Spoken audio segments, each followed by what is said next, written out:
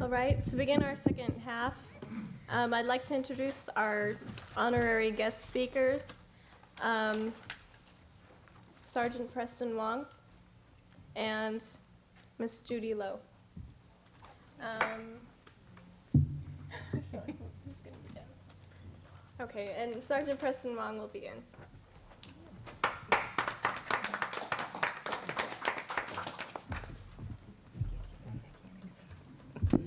First of all, let me make one correction. I am not a sergeant. I'm a working police officer, which makes me an officer.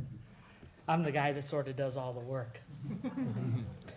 Anyway, for those that don't know me, my name is Preston Wong, and I'm a police officer for the city of Portland. I've been a police officer for 23 years, and for the last approximately 5 years, I've been assigned to the gang enforcement team. And I specialize in Asian gangs.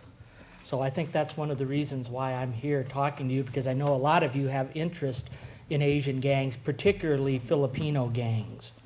And so what I'm going to do today is I'm going to talk briefly on, actually my talk will be in two parts. I'm going to talk briefly on the history of Filipino gangs, kind of give you an overview from the police perspective of what we're seeing as far as Filipino gangs are concerned. And then I'm going to talk a little bit about the Filipino gang situation in the Portland metropolitan area, some of the things that we're seeing.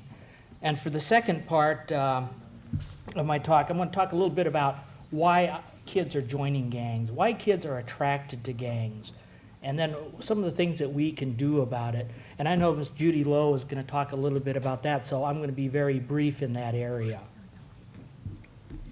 The first Filipinos, from what I've been able to gather, the first noticeable numbers of Filipinos started appearing in the United States in about the 1900s, at the turn of the century. And the first large numbers of Filipinos began immigrating to the United States probably in the 70s.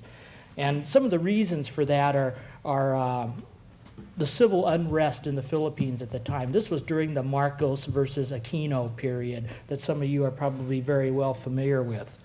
Other reasons for coming to the United States were because of the poverty in the Philippines and the opportunities here in the United States.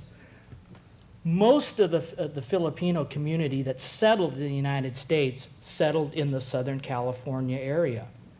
There's large pockets in Los Angeles, Long Beach, Cerritos, and Orange County of Filipinos. As far as like Filipino gangs go, the first documentation of Filipino gangs was in the Philippines. It was in Manila, in the prisons. And the first two gangs that we are aware of in the Manila prisons were the Sige Sige group and the OXO. Yeah, OXO. I'm not sure how it was pronounced. Those were the first two groups that we have documentation of, and they were prison gangs.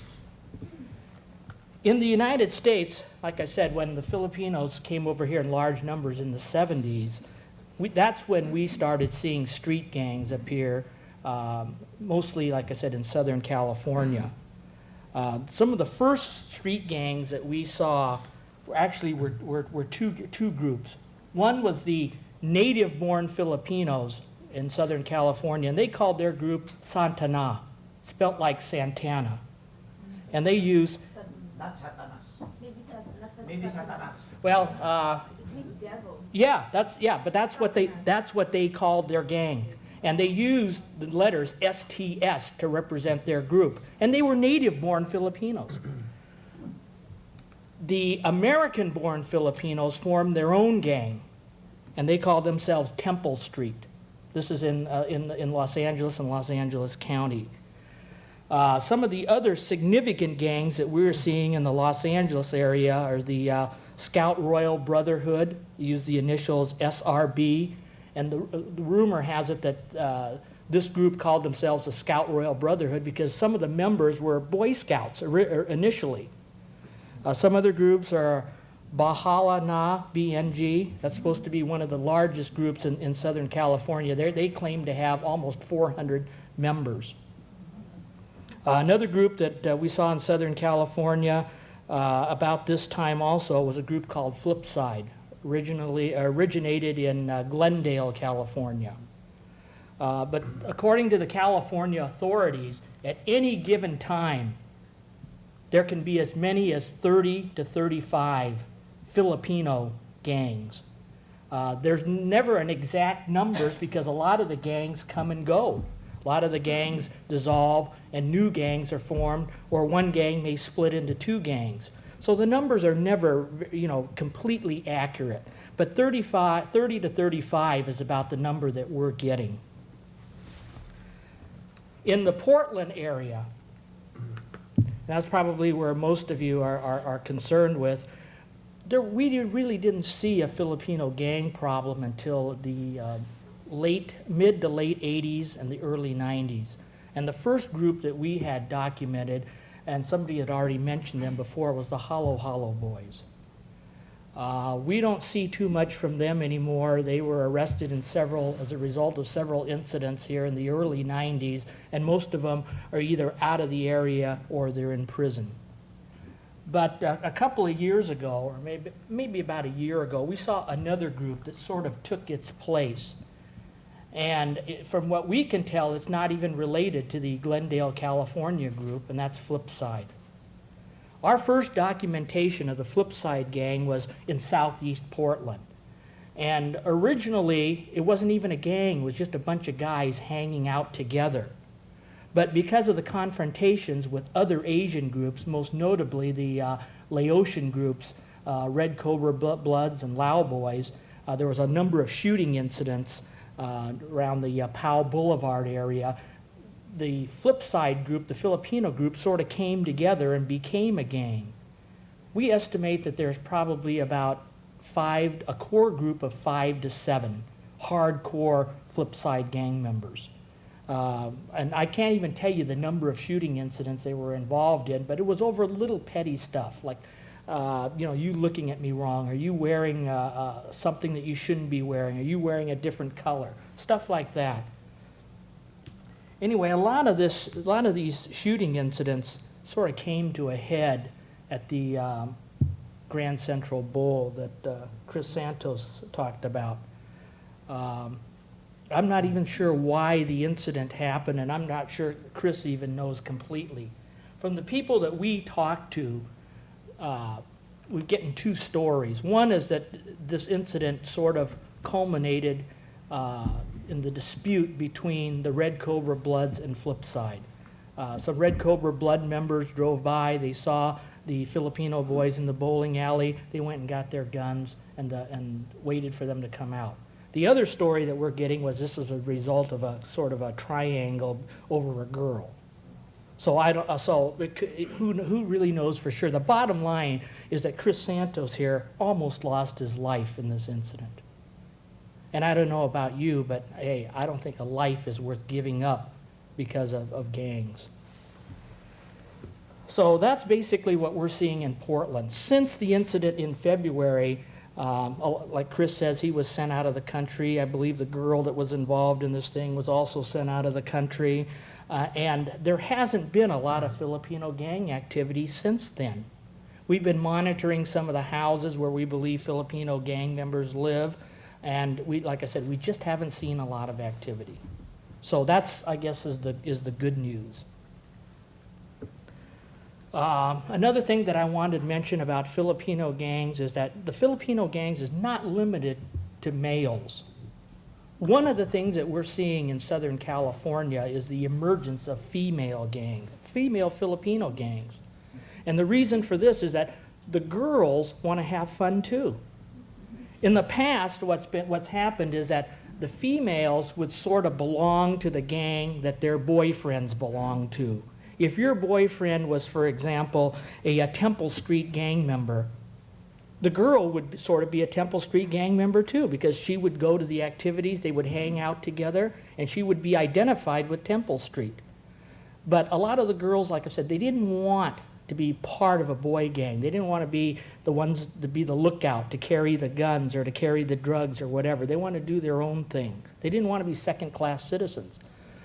So we're seeing the emergence of girl gangs, and probably one of the most notorious right now is the Crazy Pinoy. They call it TKP in Southern California. In Southern California, they've documented, according to the Los Angeles County Sheriff's Office, they have documented 14 Filipino female gangs. So it's definitely on the increase, and that's really not new, because in the Vietnamese community in Southern California, Westminster, Santa Ana, and Garden Grove, girl gangs have been around for a long time. There's one group of Vietnamese females called the Southside Scissors, who have 2 homicides and over 30 major assaults attributed to that group, according to the people in Southern California. So this is not a new phenomenon. I mean, I don't want to leave you with the impression that Filipino girls are starting to form gangs and they are setting the trend. It's really not a new trend, but it's an increasing trend that we're seeing. You know, for the last 5 years, I've worked with Asian gangs, and I've talked to a lot of gangsters, probably numbering in the hundreds. And I always try to ask them, you know, why did you become involved in a gang? Why did you join a gang? And there's lots of reasons. I mean, I'm not a sociologist, but there's probably been hundreds and hundreds of books written on why kids join gangs. The reasons are numerous. It could be because they're looking for a substitute family, because of discrimination, because they want protection from other groups, because they've been discriminated against, for the money or for the excitement, because they want respect and recognition, things like that. But the most common reason that kids join gangs, that kids tell me themselves, is because they want to belong. They want to fit in. It's like a piece in a puzzle. They want to be the piece that kind of fits in, you know, so they can complete the picture. That's the number one reason. I don't have any ideas what other studies and other surveys may indicate, but all I know is from what kids tell me. Let me give you a short story about kids becoming attracted to gangs. And this is a story about a kid who lives in the Madison High School area here in Portland.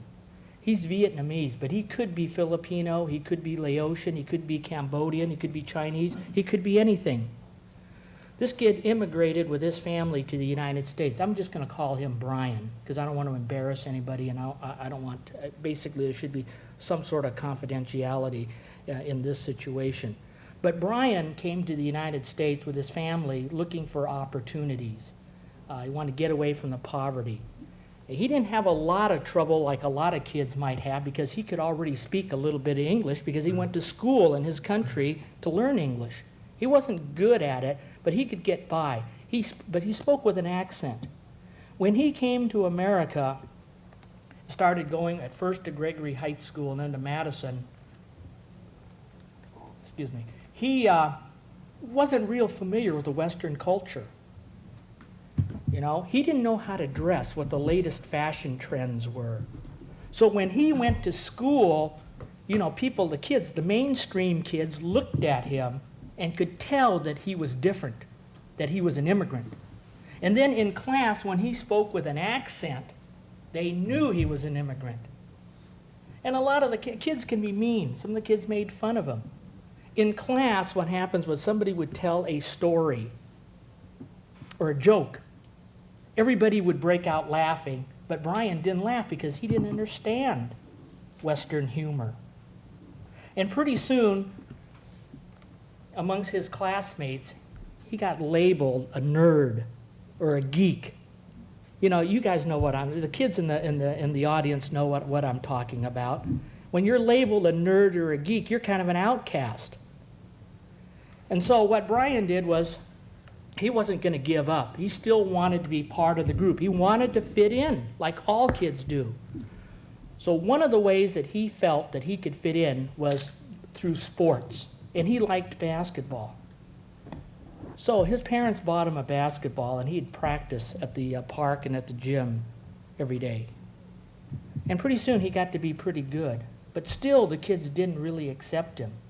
One day he was at the playground playing basketball, just shooting some baskets, when a bunch of kids from his school came by, and they saw him, and they went over there, and they started making fun of him and laughing at him because he was still a little different.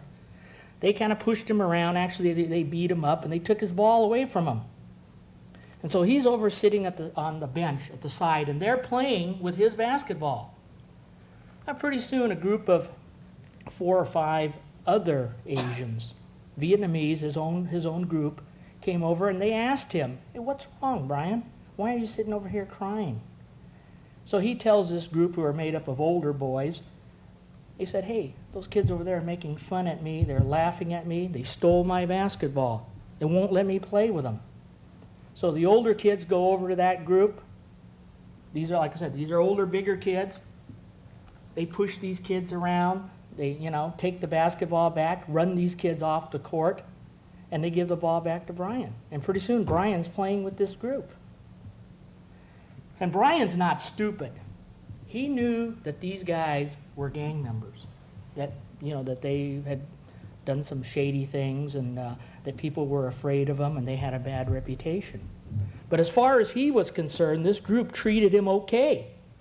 They befriended him. And when he was with this group at school, none of the other kids picked on him.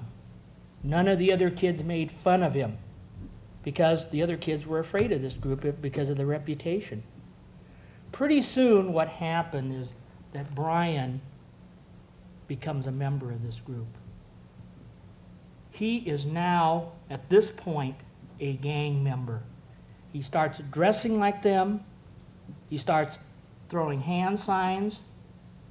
He starts hanging out with them exclusively. He quits playing basketball because now he doesn't need sports to build up his self-esteem, to get to be respected. Now he's got his gang friends. Pretty soon they're out committing crimes, because that's what gangs do. They commit crimes. Pretty soon Brian's arrested. And now Brian's in jail. All because he wanted to fit in. He wanted to belong. And it would have been easy if he had been born in the United States, for example. If he didn't have an accent, if he could speak English, if he could understand the culture, if he dressed right, if he wore the latest fashions, if he could play, if he was good at basketball or some other sport, he would have been probably accepted. But he wasn't. And like I said, it's not unusual, or it's not any different, this story, than what happens to a lot of immigrant kids, a lot of refugee kids that end up joining gangs.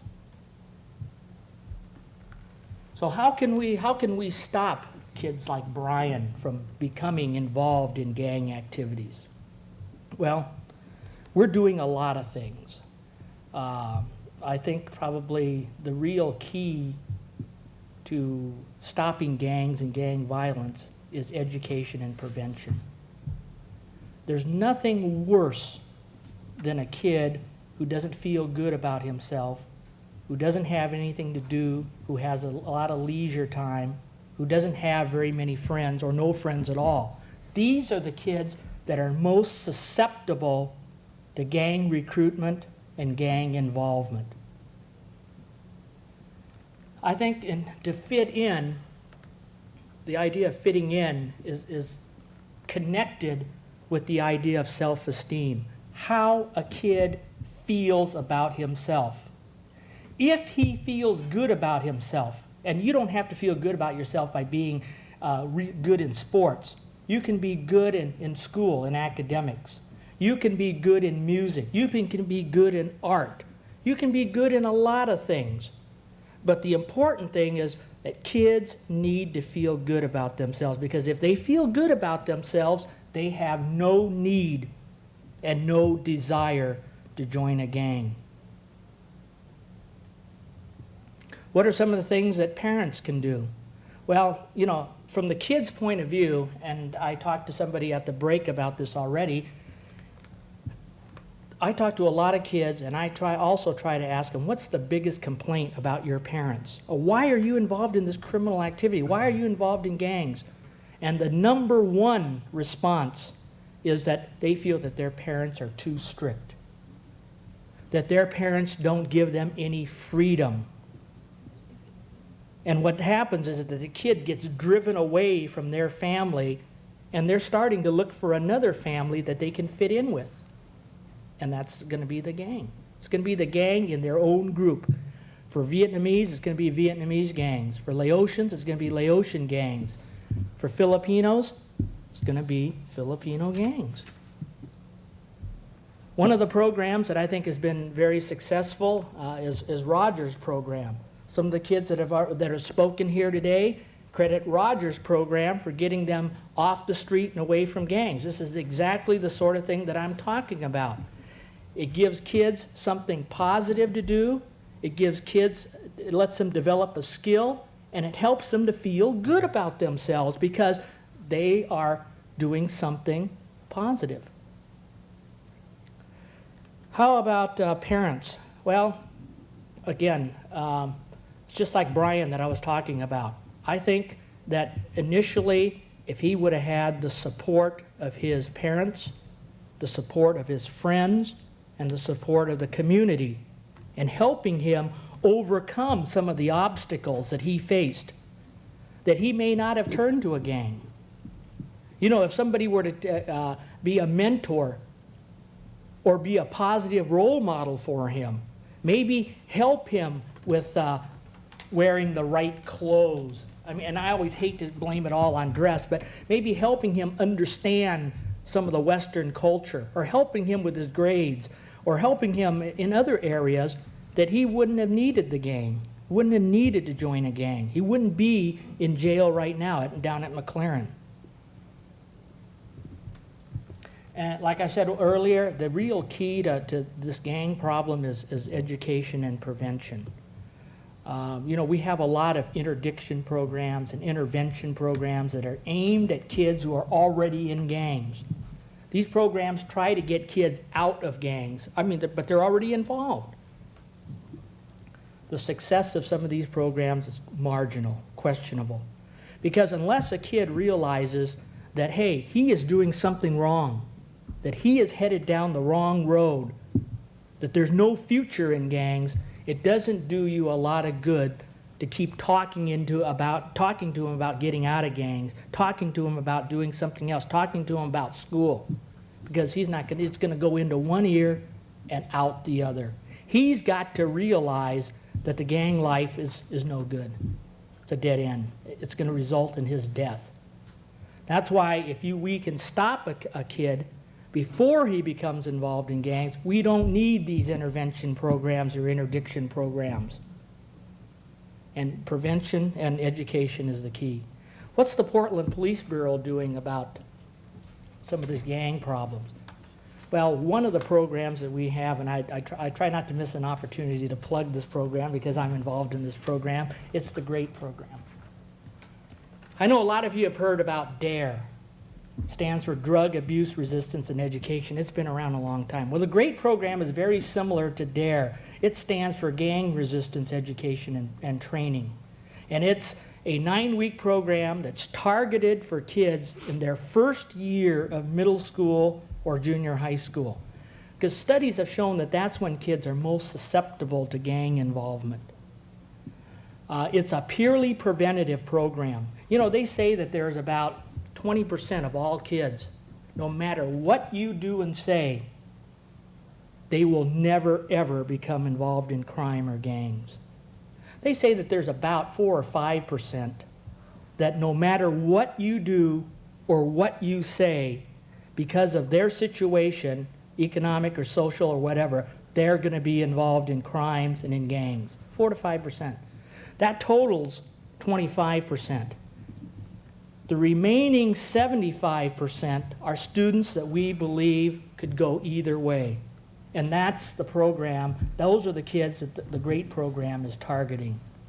That we try to keep this 75% out of gangs and away from a life of crime. The grade program is 9 lessons. It's an hour long. It's taught by police officers. We go through a 2-week, 80-hour training course to teach this program. You're probably, if you haven't heard about it already, you're probably going to be hearing a lot about it. Portland is one of the cities that received a large grant to fund the program. I teach it out at Gregory Heights Middle School and Park Rose Middle School. And you wouldn't believe the positive responses that we get from kids who have gone through this program. What we try to do is we try to teach them, give them some skills to resist gangs. Let them know a little bit about responsibilities, about taking control of their own lives, about setting goals for themselves. We try to tell them, hey, this is what's going to happen to you if you decide to go the gang route. I think for a lot of kids, one of the worst things you can do is just say, don't join a gang. Don't commit crimes. I think what you need to do is you need to say, hey, if you decide to join a gang, if you decide to commit crimes, this is what's going to happen to you. I think a lot of kids get turned off to people telling them what to do, especially teenagers. But I think if you sit back and you show them the alternatives, this is what can happen to you if you go the gang route. This is what can happen to you if you stay in school, if you get good grades, and you think a little bit about your future. And this is where the positive role models come into play. So I don't want to take up too much more of your time, but just in closing, I think this problem is not going to go away. And I think the problem is going to get worse. And I think the problems with Asian gangs and Asian crime is going to get worse. A lot of people don't realize this, but almost half of the world's population is Asian. And according to the INS, about 900,000 people, illegal immigrants, come into the United States every year. And almost 1/3 of those come from Asian countries.